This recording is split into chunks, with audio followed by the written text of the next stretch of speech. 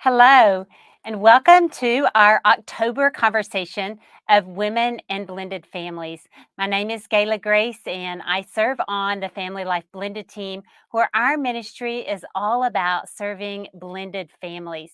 Today, the focus of our conversation is about how to honor and encourage our men, the dads and the stepdads in our homes. They play an important role, and we want to consider how do we show appreciation for them and how much we value who they are. Now, if you haven't joined us before, we are live the second Tuesday of every month at 12 p.m. Central on Facebook, Instagram, YouTube, on the Family Life Blended page, and we have a different guest each month with a different topic. Now, before we get started, I'd love to know who's with me, who's joining me live. Just throw up your name in the comments and perhaps where you're from. I always love to know who is joining me live. And I have a question for you. Have you been on a cruise before? I'm so curious if you've been on a cruise before. Yes or no? Just throw that up in the comments and you'll know why I've asked that question in a little bit. Now, as we wait for ladies to come on, be sure that you tag a friend who you know who could benefit from our conversation. Even if they can't join us now, they can always watch the recorded version later. And remember, you can also put questions in the comments related to our topic today. If we don't get to them and we don't answer your question, be sure that you watch for our answer later, even after it's over. I will go in and answer any questions that come in. So we will help with that, even if we don't end up answering them live. All right, I want to introduce our guest, Shannon Simmons. So excited to have Shannon with us today. She has been married to her husband, Roosevelt, for 24 years, and they have a blended family with 5 kids, now ages 16 to 25. Shannon joined Family Life in 2012. She was transferred to the blended team in 2015, and she worked for Ron Deal for 5 years. And she currently now serves as the organizational development manager for Family Life. Welcome, Shannon. I'm so glad to have you. Hi, thank you for having me. It's Wow. great to be with you. It's a blessing to have you. I know that you can really give good input to those in blended families from your own experience. But before we get started, I want to ask you, have you been on a cruise before? I have. I've had the pleasure of serving on the Love Like You Mean It cruise, and even in the serving, I was able to be blessed by it. So, Tim Bell, the cruise director, will let you know that the Love Like You Mean It cruise is like a marriage intensive on a huge ship. You'll be able to have fun, but you're really going to be poured into. So, I would invite anyone to go. Yeah, that's what I was going to say is the Family Life Love Like You Mean It cruise is happening in February of 2025. You'll see a graphic there that gives some information about it. But if you've never been, I just want to encourage you. It's a great place, just like Shannon said, kind of a marriage intensive, but really it's a place to have fun and to enjoy some praise and worship, some biblical study.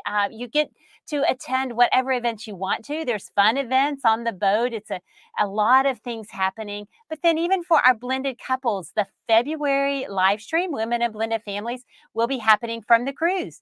And I'll have a special guest, Julie Slattery. And then I'll also be doing a breakout specifically for blended families.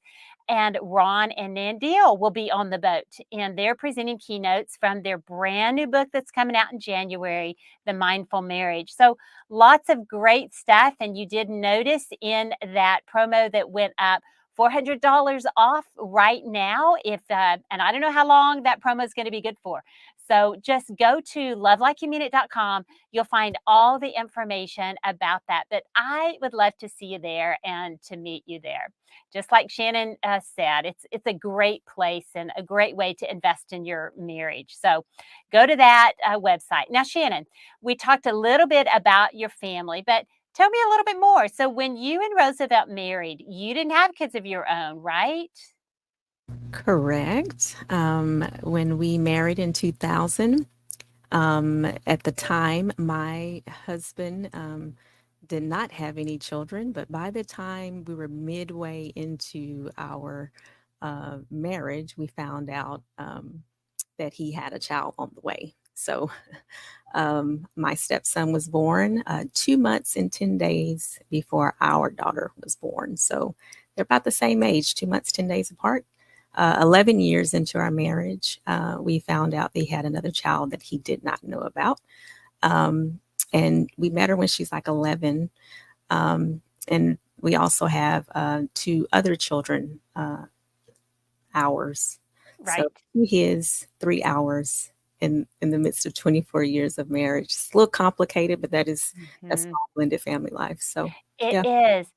Yeah, those are some really unique dynamics, and you have walked through those graciously with your husband in navigating some tough dynamics. And I think in blended families, though, there are always some dynamics that maybe we don't anticipate, things that happen, and yet we still want to navigate them with the Lord's help, certainly at times.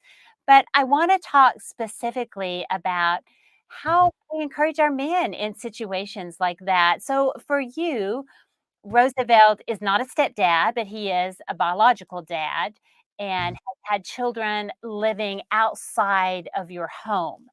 I'm guessing that had to be a hard dynamic at times. Oh, yes, absolutely. The first few years it was hard because I'm having two little children to care for. Right. Um, but I remember the first time my stepson came, and he was crying. Of course, he was missing his mom. And I just Mm, took him to the side and we just had a conversation. I was like, "You don't know me, little man, and I don't know you, but we're going to get to know one another." And I don't know all that I said to him, but he calmed down, oh, and we were able to bond. So I've known him since he was 6 months, and he's still part of the family, and we're still getting to know one another. So yeah, the coming in and out of the home on the weekends. There's something that Ron mentions, I believe, in Smart Step Families about giving your children grace space. oh, So yeah, right when they come home and go back, give them some space just to get reacclimated to your right. home. Just time to kind of settle in ground. And I had to learn that. And I had to Mhm. give my stepson some of that time before he would engage with the rest of the family. So yeah, definitely a lot of lessons learned and a lot of difficulties to navigate through. Well, and how about in your relationship with Roosevelt? I'm sure there must have been times y'all didn't see eye to eye on how to parent this young child. How did you manage Absolutely. that? Absolutely. So I like how Ron says that you need to borrow power. Uh, the thing is, you can't borrow power that the bio parent doesn't have, Right. That's a right? good point. Yeah. Um, Mhm. so that was so difficult to watch for me, being someone who was raised by a strong Black woman who would put things in place. And I'm watching my husband, who's normally very strict with our kids, yet when his children would come over, would get a little paralyzed. And Ron Mm, talks about that in a lot of the blended books. So I would have to just kind of sit back and watch, and I would have those bedroom conversations, those bedroom mhm. conversations later on, like, well, why did you do it this way? And that's not the way you would have done it with our kids. And try to be more curious. At first, I criticized a lot, and then Mm, I learned that criticism got me nowhere. So then right. I began to be curious, and I would Right. ask questions. What made you want to respond in this way or react in this way? Um, yeah. And did you find that it was much more helpful then? Was he responsive when you would ask him questions? Were y'all able to have a good conversation then? Sometimes. So, I don't know about you, Gayla. I don't know if Randy would respond to you in this way, but Roosevelt would he would end things like, "Why can't you just be on my side?"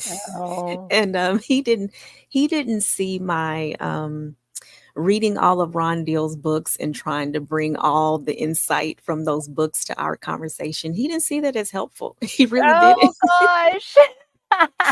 So he was like, "Why can you just be on my side sometimes?" I remember him saying that one time, and I thought, "Oh man, he feels like I'm his enemy. He feels like I'm not on his side by the way I'm I'm trying to help. So I Right. had to really ask God, Lord, show me how I can help him because the way I'm going about it, he's not receiving it. Yeah.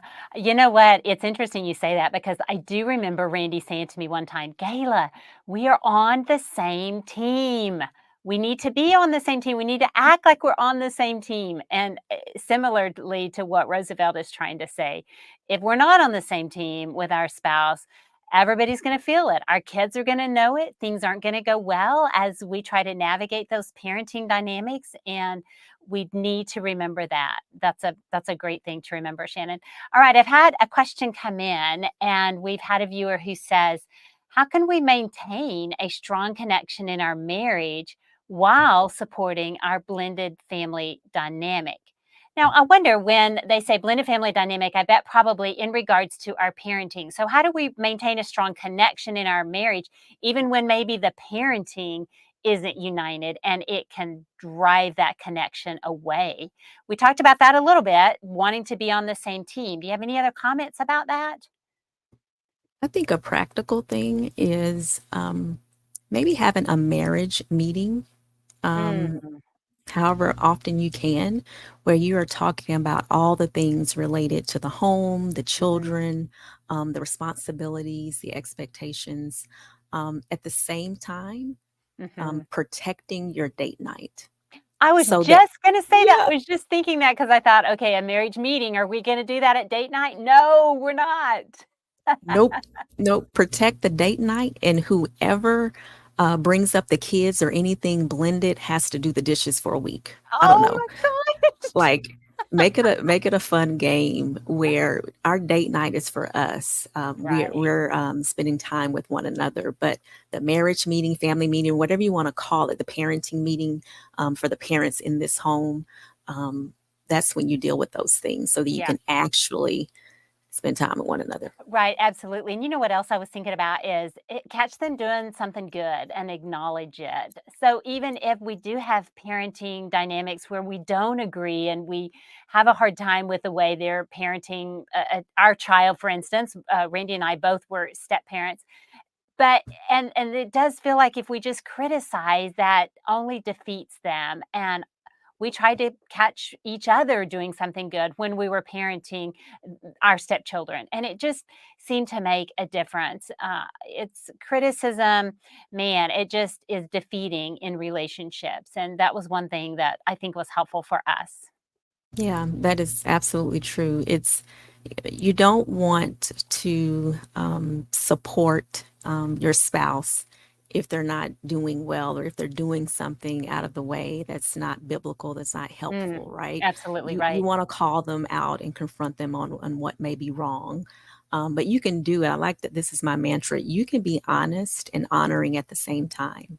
You can Oh, be honest about the ways in which your spouse may be showing up within the family that's harming and yeah. harmful, but Hmm. you can be honoring about it. You don't have to be hurtful with your words. Right. So I really believe in that. I do this thing. I have this principle. I call it the three T's. The three Mhm. T principle, where I say, hey, this truth I need to share with my husband, I have it. It's clear. I know what I want to say. My tone as I relay this truth is going to be a soft and honoring tone. And Right. then the timing is going to be Yes. the right time. It is not going to be when he's about to go on a meeting that's very important or when he's doing something in ministry or when he's hungry. Yes. Right. So yeah, the three T principle, use that in sharing some hard things in an honoring way Mhm. with your spouse. Yeah, I like that. And also, if it has something to do with one of your kids. So, for instance, in our situation, if maybe Randy had parented in a way with one of my girls that I just felt we needed to have a conversation about it, sometimes I didn't necessarily do it right then because if it was a tense moment and we were already both kind of on edge because of what had just happened with that child, then that was not the best time to talk about it. And I would find that maybe later when both of us are a little more in a place where I felt like we could talk about it and I could be honoring and he could hear it and not be on edge already. And I think that's what you're saying is the timing of it. It just doesn't need to happen when everybody is already a little bit on edge. And that happens in blended families, doesn't it?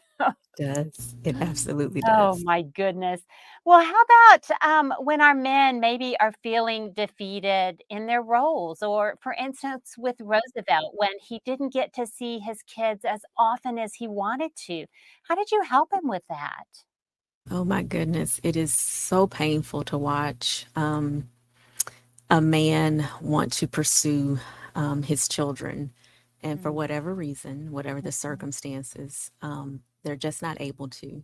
It Right. is painful to watch. Mhm. And I just remember praying for him. I remember giving some suggestions, right? And Mm, he took me up on some of them, and some of them he didn't. mm, Um, but I didn't want to beat him down with it. mhm, Um, I wanted to keep speaking truth to him and mhm. building him up. You know, Proverbs says that a woman builds up her home, not tears it down. Right. And so I want to build him up. And even the little things that he would do to try to pursue them, I would encourage him in that, whether he sent a text, whether he made a call and left a message, whether he included them in something he wanted to do with our family. I would say, man, that is huge. I know that's Right. hard because you Mhm. could face rejection, but you did it anyway. I just want you to know I'm very proud of you. So yeah, just really building him up in the ways that I can, and really just praying and asking Yes. God to turn the hearts of the father back to the children and the hearts of the children back to the Mhm, father. mhm. I was thinking of the same thing because there's so many situations where we really can't control. We can't control if that teenage child in another home decides that they just kind of want to X that out of their life for a little while. And yet we want to continue to encourage our guys to go ahead and send that text or show some kind of that they want to continue to have a relationship even though the child is acting as if they don't, because the truth is kids go through these confusing seasons even in traditional homes. They sometimes just want to not have relationship with the parents, but it doesn't mean that we stop doing our part. But when our guys are feeling defeated, I think more than anything that's when they need encouragement from us. And just like you said, Shannon, to say, I'm so proud of you. I know that must have been hard. That must have taken a lot of courage for you to do that and have no idea how they're going to respond. And that's exactly what you were doing. And man, we just need to continue to encourage, because we are watching it sometimes play out, and we know it's hard. We know it's hurtful for them.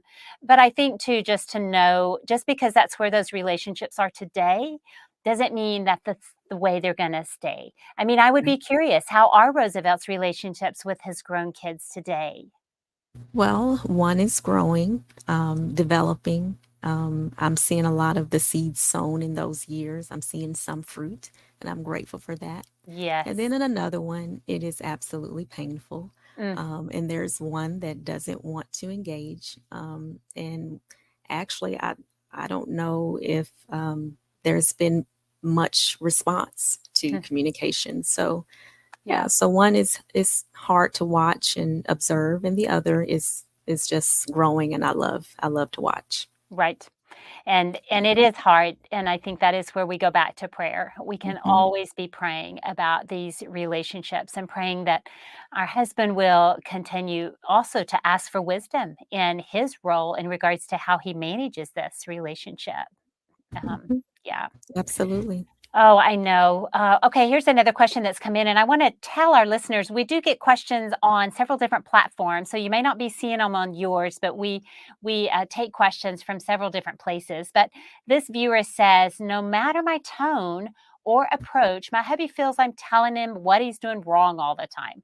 What are ways that I can boost his confidence as a stepdad, especially if he feels unsure of his role? We've answered that a Wow. little bit. I'm sure you've got some more input to give on that.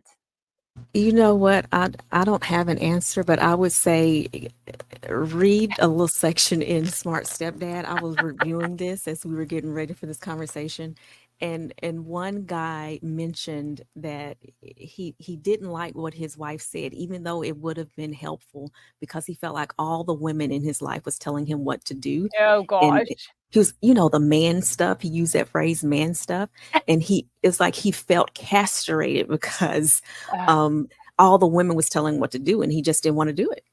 And Right. so I don't know, maybe for this particular viewer, I would have a conversation when there's nothing going on. Maybe it's pillow talk. Hey, babe, how would you like me to suggest things to you as it relates to our blended family or as it relates to the children? What are ways in which I can suggest things to you that won't make you feel a certain type of way? Right. And listen and Yeah. take note and apply. Right. Uh-huh. Yeah. Yeah, and I love that you're just being very overt in saying, "There are times I want to give you some suggestions or at least give you some of my thoughts, and what's the best way to do that?" And they may have to think about that a little bit. They You're may have right. to even say, "Well, give me some time and maybe I'll come back tomorrow and answer that question for you," and that's okay. But yeah. Absolutely. Oh, Yep. I And like that. pray. Keep Yes. praying.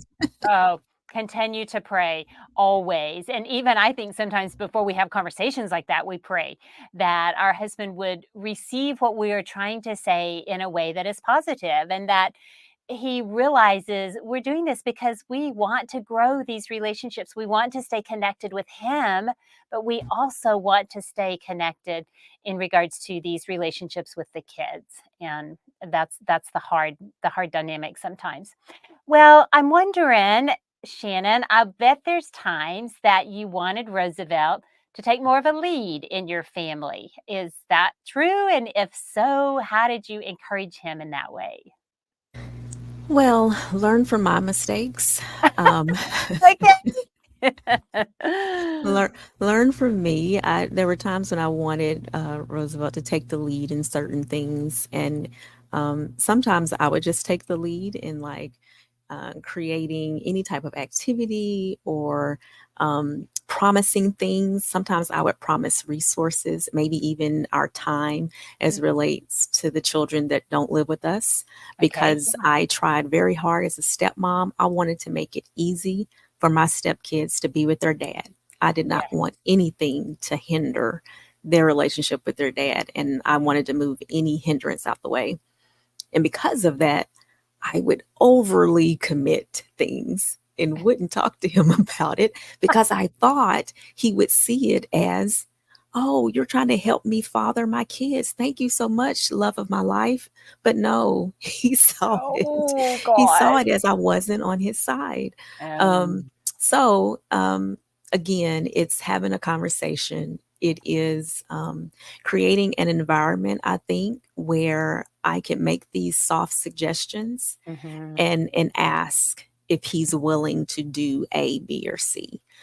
For example, if stepchild comes over and I really think it'd be great for him to spend one-on-one time, then Yes. I would say, hey, this movie is coming out this weekend. I think they would like to see this. Can I buy tickets for you guys? And you guys go and spend that time just, one on one, right? Um, and see what he says. Mhm. That's me just trying to gently, Right. gently push and then Right. also just create the environment where he can do it without my watching eye, Oh, I love right? that. Okay.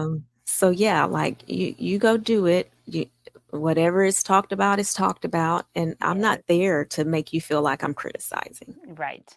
And I think that just gives them more freedom and maybe also for the stepchild to be there without you Hmm. feeling like you're listening to every conversation. All of that is helpful. Yeah. Yeah, yeah. Shannon, I had a stepmom one time tell me that her husband had kind of some traditions that he did with his son, but she felt like it took too much time and she really discouraged it and it backfired. And so I think that we do want to remember, yes, it's going to take time away from us or maybe the other family relationships, but it's really important for us to be encouraging these men to continue to have time, especially with his kids that are not in the home. That's And right. those of us who don't walk through that, I didn't. My two girls lived with us primarily. They spent very little time with their dad. And I didn't understand it, but I tried to enter into my husband's world and understand what that must have felt like, Mhm, in order to accommodate things with him and his kids. mhm. It Yeah. does. It does make a difference. Mhm.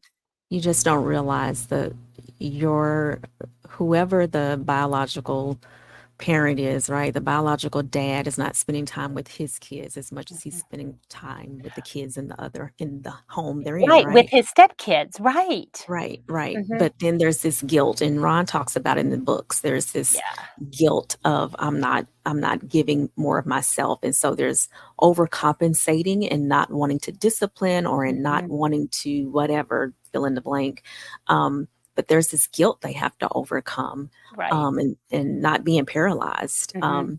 So yeah, that also know the experience of the children. So I'm a step kid myself. My dad did not live with me in my home. I would Okay. go to his house every now and then. It wasn't a lot, but I never knew where my dad was. I Wow. didn't have the luxury of knowing that my dad was in the next room. Never had that luxury. Mm. And so Mhm. I think as stepmoms, you just have to remember that these children don't get their dad access to their dad as Mhm. often as the other kids in the home, right? Right. So just Mhm. remember that. Yeah. Yeah, Oh, yeah, that's an important point. And then I want to also talk a little bit about those that are stepdads and how we can encourage them to lead, even though they might feel like, I really can't lead as the stepdad in the home. They may not be able to lead as disciplinarians in the beginning. Really, we don't encourage that. We encourage the biological mom be the one that's leading her kids, but he can still through his behavior, I think through a kind and a patient demeanor as a servant. I mean, we see that's how Jesus led, really, was as a servant. I think that we can encourage our men who are stepdads that they can still lead. It just might look a little different in the beginning. And then as they develop relationships, then they can begin to step into more of a leadership role. So I just want to mention that because I do think that is a hard point oftentimes for our men who are stepdads and they want to step in more than maybe they really should in the beginning. And if through their behavior, though, they just continue to show behavior that lets the child know, I do want a relationship with you, but they don't have to come in as that really harsh disciplinarian because that's never a good thing until there is a relationship there. All right, I absolutely. have another question that has come in. Our listener or viewer says, what are tips on how to support my husband when he has to do co parenting with his ex wife? How do I not feel left out with that? I'm sure you must have experienced some of that, Shannon. I have, and you can learn from my lessons again of my mistakes. Um, One thing I believe there was a time a few years ago where you would hear people say the kids come first. That Mm, phrase, you ever hear that in mhm. blended? The Oh, yeah. kids come Oh, yes. first, right? Yes. The kids Mhm. come first. The kids come first. And I remember having this conversation with Ron, like, that's cute. That sounds real good for a t-shirt or something, right? Um, but kids coming first should only come up between the partners who are no longer together and they're co-parenting.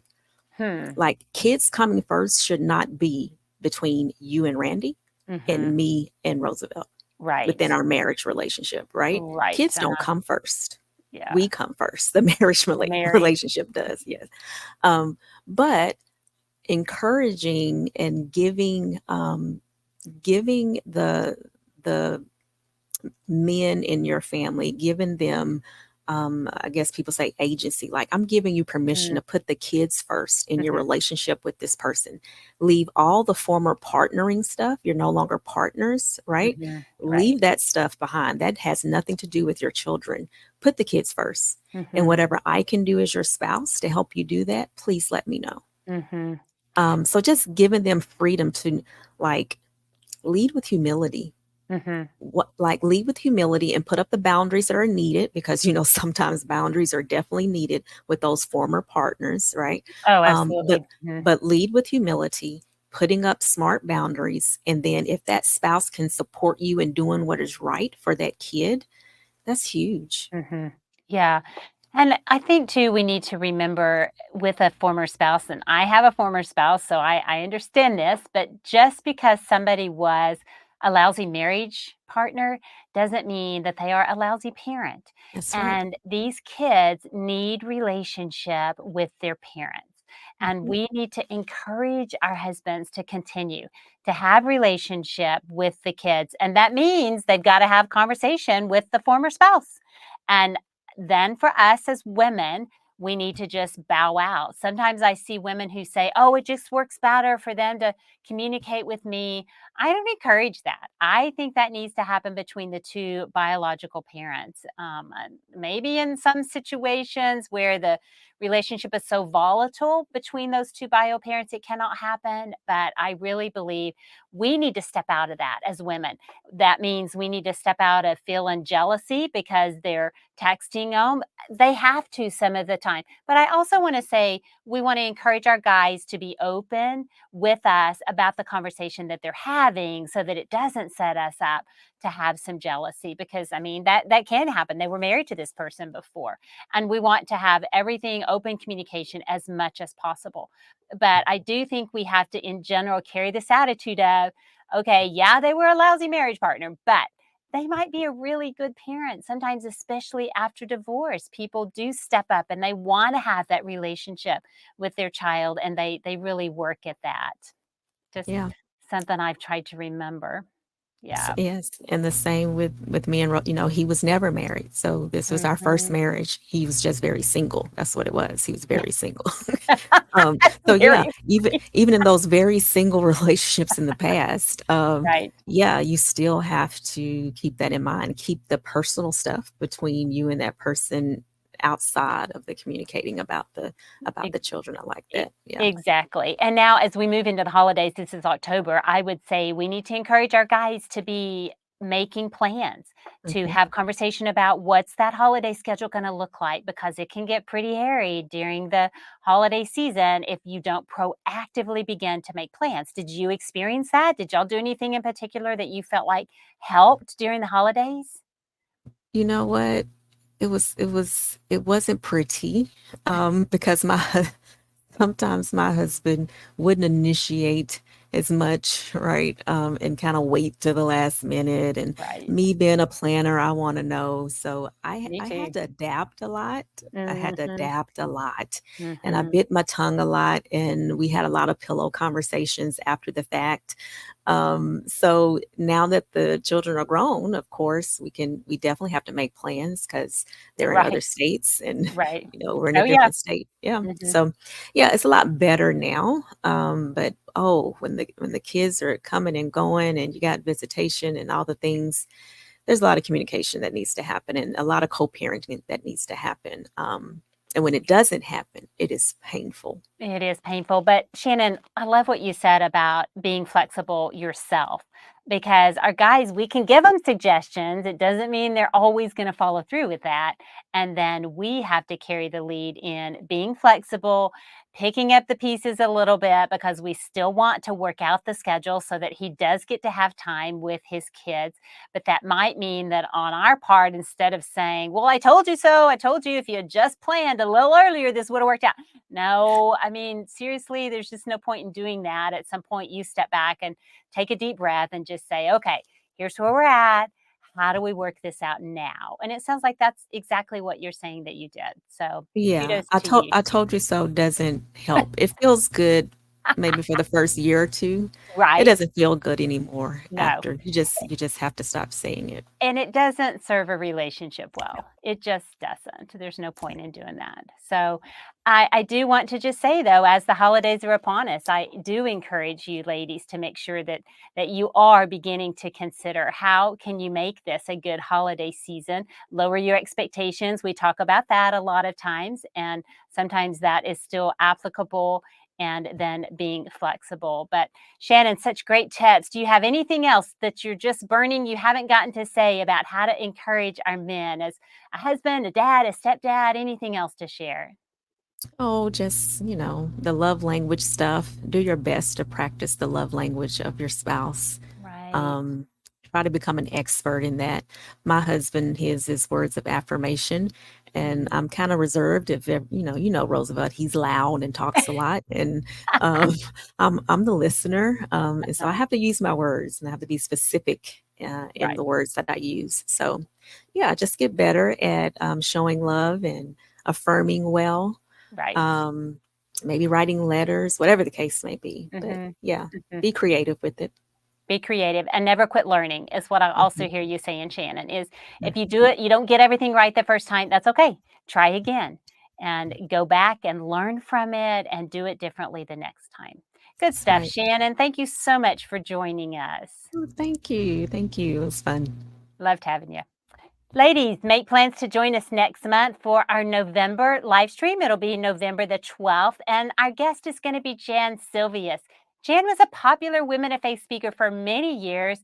She's the author of several books, and one that we're going to talk about titled Big Girls Don't Whine, Getting On with the Great Life That God Intends. It's going to be a great conversation with her. So mark your calendars to join us on November the 12th. Be sure that you're following Family Life Blended on Facebook, Instagram, or YouTube. Have your notifications turned on so that you're notified when we go live. I love having you join me live every month for this conversation. God bless you, ladies. Thank you for joining us today. Let's continue to encourage our men as husbands, dads, and stepdads. 1 Thessalonians 5:11 says, encourage one another and build up one another, just as you also are doing. So keep pressing on, and I'll see you next time.